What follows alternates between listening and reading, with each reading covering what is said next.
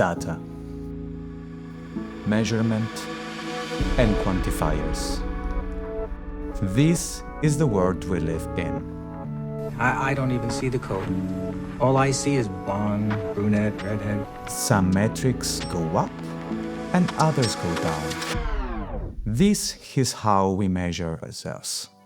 Every second we are generating numbers. In mathematics, on the stock exchange, and in research. We collect data, run experiments, and survey populations. And sometimes that data gives us a beautiful story showing progress as graphs trend upwards. If we divide the world into three major sectors, the hard sciences like medicine, technology, and the humanities and social sciences, we can roughly say that in the first two cases we can see some objective signs of improvement. For medicine, for example, many of its main objectives have overall improved, like preventing and curing diseases and alleviating pain in medical procedures for terminally ill patients. Many things that were incurable a century ago are now treatable. For technology, for better or worse, it is undeniably improving.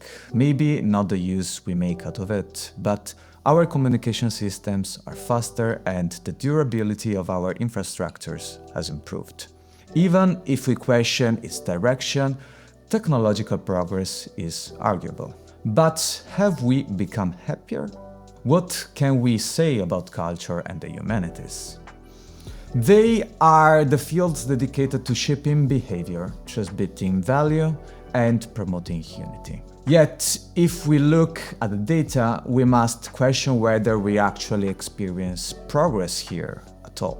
For example, despite immense societal effort in promoting gender equality, which is right in my opinion, a survey from Ipsos published in 2024 highlighted how in reality younger generations appear to be less progressive than older generations.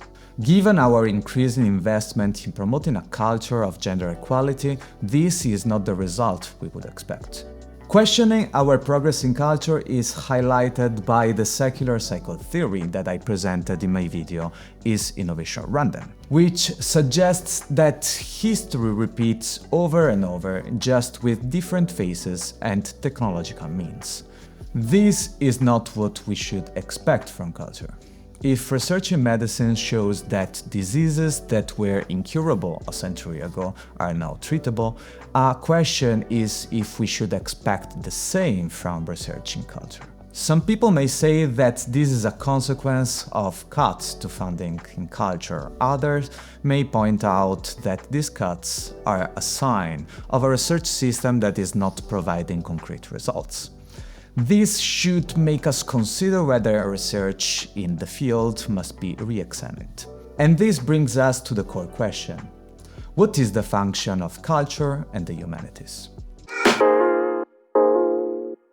The humanities and culture are the fields dedicated to studying how to live well.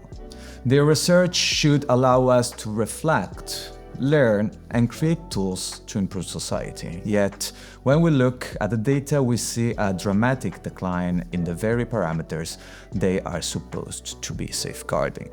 Despite the creation of the most interconnected era ever, where the internet instantly links us globally, people today are longing for connection.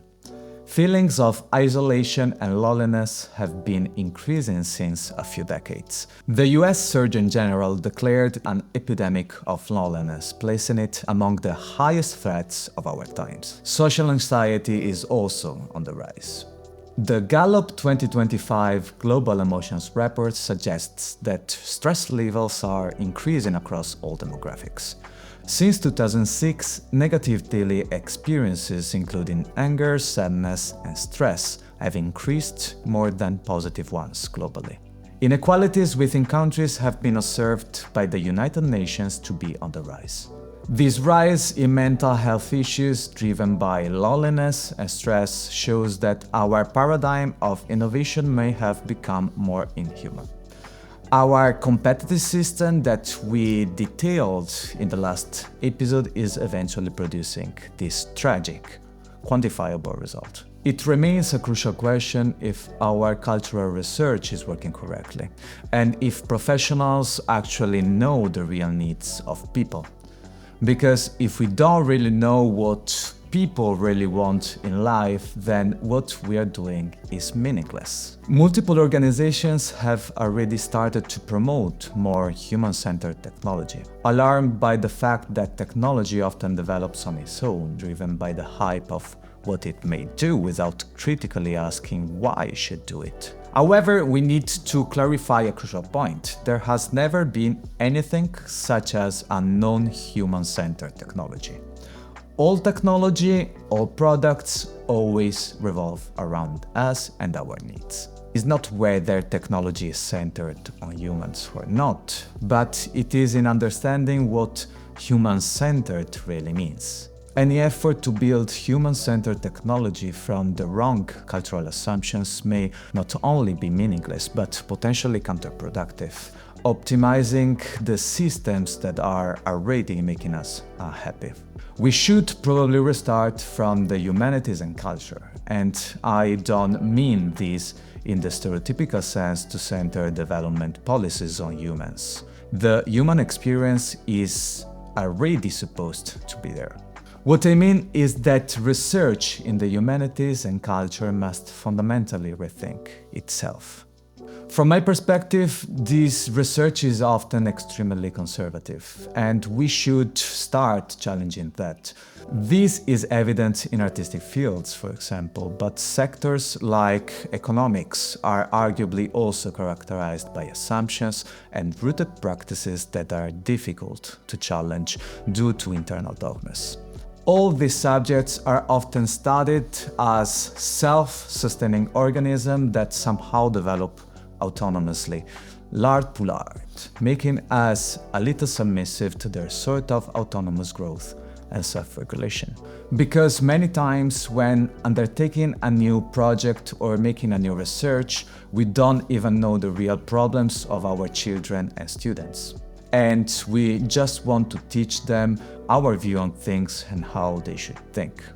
Very few people in research ask their students their real opinions or investigate their problems. And here we are today in a society where loneliness, stress, and negative emotions are on the rise. And probably because of this, today there's a growing impression that culture is failing its core mandate. With this, I conclude this episode. Thank you very much for watching, and I hope to see you in the next video where we will continue our current investigation on culture and innovation. Remember to subscribe to the channel, and thank you very much for watching. See you in the next episode.